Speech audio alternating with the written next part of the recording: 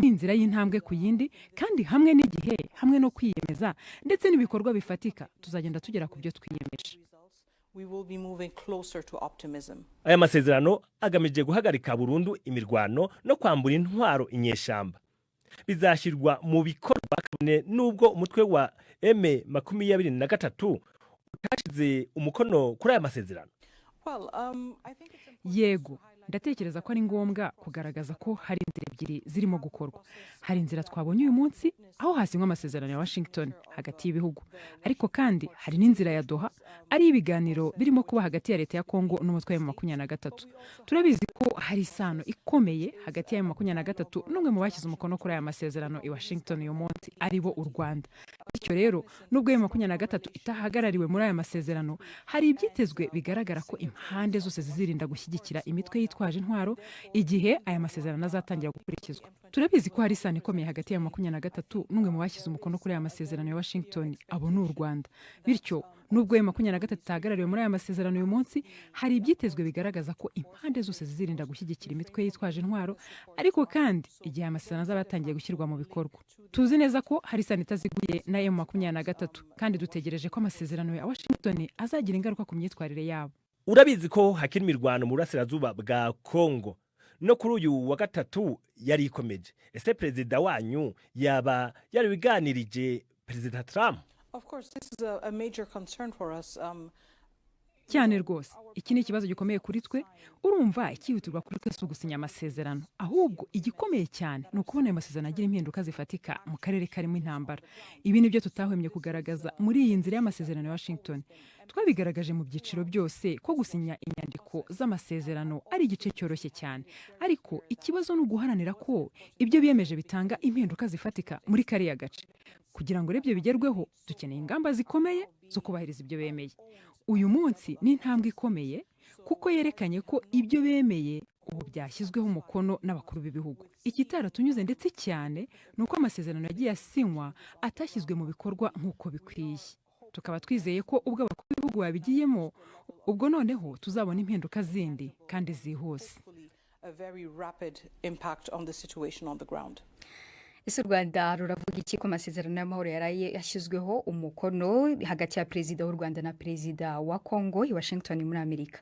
Mu mwanya ushize navuganye kuri telefone na minisitiri w'ububanyi n'amahanga w'u Rwanda Olivier Nduhungirehe, ntangira mubaza impamvu perezida Kagame ndetse na perezida wa Kongo batahanye ukuboko.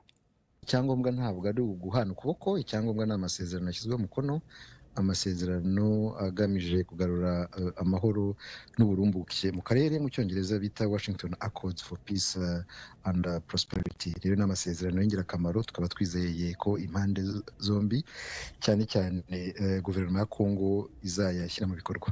Icyo rero nicyo tugomba gukurikirana, tukareba niba ayo masezerano ashyirwa mu bikorwa nk'uko byanditswe muri aya masezerano. Ntabwo kuba bahanye ukuboko batahanye ukuboko si cyo kibazo, kuko nanjye ndagibuka ko dushyira umukono kuri ya mahame ku itariki 25 z'ukwa kane i Washington na mugenzi wanjye wa Kongo, ntabwo twahanye ukuboko, ariko amasezerano arahari yashyizweho umukono kandi anagize n'aya masezerano yashyizweho umukono ejo. Oni irabashinja kugira ingabo muri Kongo, ese ubu mwaba mugiye kuzivanayo?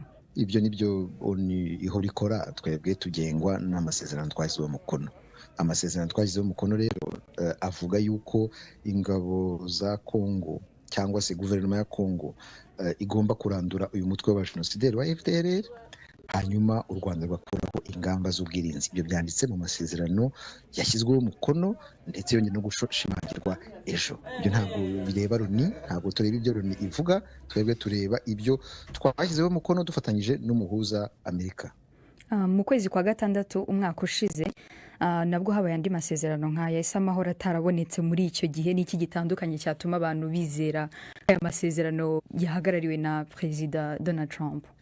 Tugomba kumva yuko izi Washington Accords, aya masezerano yashyizweho umukono ejo, agizwe n'amasezerano atatu, arimo ayo mahame navugaga, Declaration of Principles twashyizeho umukono ku itariki 25 Mata, akaba agizwe amasezerano y'amahoro twashyizeho umukono ku itariki ya 27 Kamena, akaba agizwe n'amasezerano mu by'ubukungu yiswe Regional Economic Integration Framework yashyizweho umukono ejo. Ayo masezerano atatu niyo agize Washington Accords. Rero nyuma y'amasezerano y'amahoro yashyizweho umukono mu kwezi kwa gatandatu, habaye inama zitandukanye zo kugira ngo ibyemejwe mu masezerano bishyirwe mu bikorwa. Ariko nk'uko twabivuze, twebwe dufite impungenge birimo bibera hari iburasirazuba bwa Kongo, aho guverinoma ya Kongo bigaragara ko itubahiriza agahenge, aho ihora itera ibitero ikoresheje izi ndege z'intambara, igatera ibitero ibirindiro by'umutwe wa AFC 23 binyuranyije n'ayo masezerano twashyizeho umukono, ndetse ikanibasira n'abanyamurenge ifatanyije n'ingabo z'abarundi. Amasezerano yabaye nanone hagati ya Kongo n'u Rwanda ashobora guhagarika gute iyi ntambara kandi M23 itari yarimo?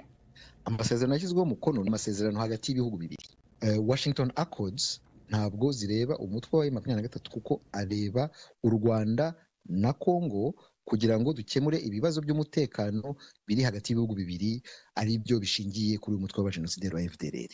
Hakaba rero hari ibindi biganiro nk'uko bizi bibera i Doha muri Qatar hagati uwo mutwe wa AFC 23 na guverinoma ya Kongo. Ni ukuvuga ko ni amasezerano rwose rusange areba ibibazo byose, kandi tukaba tutarigeze tubona amasezerano nk'ayo mu bihe bishize. Dukomeje n'iyi nkuru yerekeranye n'amasezerano yarayasinywe hagati y'u Rwanda na Kongo, twifuje gusobanukirwa byinshi kuri aya masezerano, maze umugenzi wacu Didier Bikorimana avugana kuri telefoni n'umusesenguzi kuri Kongo umunyamerika Professor Jason Stounds. Yatangiye avuga icyo atekereza kuri ayo masezerano. Ahanini byari birori, ubundi nta gishasha gikomeye cyarimwo. Amasezerano nyamukuru y'amahoro yari yarasinywe mu kwezi kwa gatandatu uyu mwaka n'abashikiranganje b'imigenderanire ba Kongo n'u Rwanda. Ivyaraye bibereye i Washington rero kwari kugira abakuru b'ibihugu bashimangira amasezerano yari yarasinywe n'abashikiranganje mu kwezi kwa gatandatu. Nta gishasha kinini rero carimwo.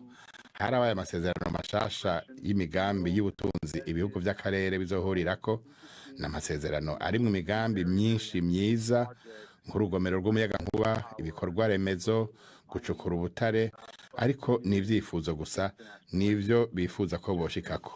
Ahanini rero byari ibirori byo kwereka abantu ko Donald Trump yitayeho aka karere k'umugambi w'amahoro ubandanya, ariko nta gishasha cari muri ayo masezerano ya nijoro. Utekereza iki kuba nta guhana ikiganza kwabaye hagati ya Perezida Kagame na Perezida Tshisekedi, cyangwa utekereza iki muri rusange ku mwuka wari uri hagati yabo? Biragoye kumenya icyari kinyegeje inyuma. Ikizwi nuko abo bakuru b'ibihugu babiri basanzwe badafitaniye imigenderanire myiza, bamaze imyaka batukana mu binyamakuru. Ntacyari gitangaje rero kubona batarabana ryiza, ariko na cyane cyane kuri Perezida Tshisekedi biragoye cyane kuri we kwerekana amarangamutima ayo ari yo yose kuri Kagame, kuko abanyekongo bamutoye uca babona ko ari igitutsi, kuko benshi muri bo babona ko batewe n'u Rwanda. None uwo kuboko gute canke wo umwenyurira gute umuntu yateye igihugu canyu akagitera amahano? Kuri jewe rero ntivyantangaje, gusa sinzi ko hoba hari ikindi cari kinyegeje inyuma y'icuka kibi cari kihasanzwe. Hari amakuru avuga ko uyu munsi habaye imirwano mu bice binyuranye byo mu burasirazuba bwa Repubulika ya Demokarasi ya Kongo hagati ya M23 n'ingabo za Kongo n'abafatanya nazo, ndetse ko ibyo byahereye ejo. Ibi byaba bigaragaza intege nke z'aya masezerano, ndavuga kuba M23 y'ubwayo itari ku meza ubwo amasezerano yasinywaga. Nibyo cyane, uwo mugambi ntiworoshe, uri mu nzira zibiri zitandukanye. Imwe ni iri hagati ya Kongo n'u Rwanda, iyo ni ya Washington. Hari n'iyindi iri hagati ya M23 na leta ya Kongo, iyo ni inzira ya Qatar canke ya Doha. biraboneka rero ko uwo mugambi utoroshe mu gihe inzira ya Kongo n'u Rwanda isa n'iriko iratera imbere, hanyuma ku rubuga naho intambara ikaba ibandanya. Ibyo vyerekana ko uwo mugambi ufise aho ugoyagoya.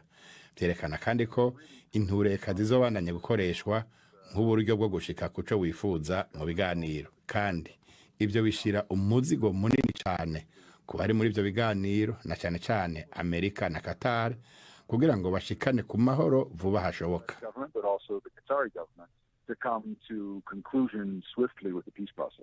hari bamwe banenga aya masezerano bavuga ko ari amasezerano ku mabuye y'agaciro, ibyo Amerika yahakanye mbere, agamije gukumira kugira ijambo k'Ubushinwa muri Afurika. Ibyo bitekerezaho iki? Nta nkeka yuko biri mu mvo zituma Amerika ivyitayeho cyane, kandi aho si kuri Trump gusa, n'imbere yiwe kuri Biden. Imvo hituma bitaho Kongo nihiganwa n'Ubushinwa mu gushikira ubutare nkenerwa cyane cyane cuivre na cobalt, nubwo buri kure cyane yahabera intambara, ariko bukaba ari ubutare nkenerwa cyane. Kongo niyo ya mbere yimbura cobalt nyinshi ku isi, iyo nayo ikaba ari nkenerwa mu modoka zikoreshwa n'umuyagankuba. Nico gihugu ca mbere mu kwimbura cuivre muri Afrika. Amerika ivyo irabikeneye, kumbure ico kirakenewe kugira haboneke amasezerano y'amahoro. Kuba hari ikindi gihugu kibona ko inyungu zaco zibangamiwe n'iyo ntambara. uwo yari Didier Bikorimana wavuganaga kuri telefone n'umusesenguzi kuri Kongo, umunyamerika Profeseri Jason Stantz. Juventus, ku mbuga nkoranyambaga abaturage bari gutanga ibitekerezo, se baravuga iki?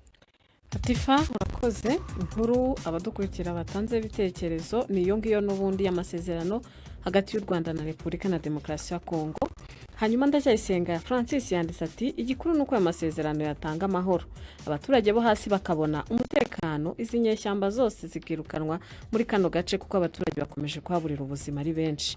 Niyo Nsenga Ibrahim yavuze ati Amerika ikaza muri Kongo kubera amabuye y'agaciro, intambara izahita ikomera hagati ya Amerika, Uburusiya, Ubushinwa, M23 na Kongo. Nkurunziza we nawe yavuze ati habonetse amahoro ntacyo byaba bitwaye. Ntayituriki Profete we yanditse ati ku busesenguzi bw'iyo nkuru nibyo koko mwakoze ubusesenguzi bwiza, yabivuze neza kuko ntacyo basinye muri Leta Zunze Ubumwe za Amerika, nta mahoro twabitegaho. Indi nkuru abadukurikiye batanze ibitekerezo nivuga kuri Tanzania, ni konti z'icyamamare Mwange Kimbai izakuwe kuri Instagram ashinjwa gutegura imyigaragambyo yo kwamagana amatora. Witwa Isaac yanditse ati kumbi y'amashyirahamwe akorana na Meta. Hanyuma Gihozo we yanditse ati Meta ni abantu b'abagabo, ndabashimiye cyane kuba bamukuyeho. Abadukurikiye rero bakomeza kujya ku rubuga rwacu, yaba kuri Facebook, X n'ahandi bagatanga ibitekerezo. Latifa, urakoze cyane Juventine.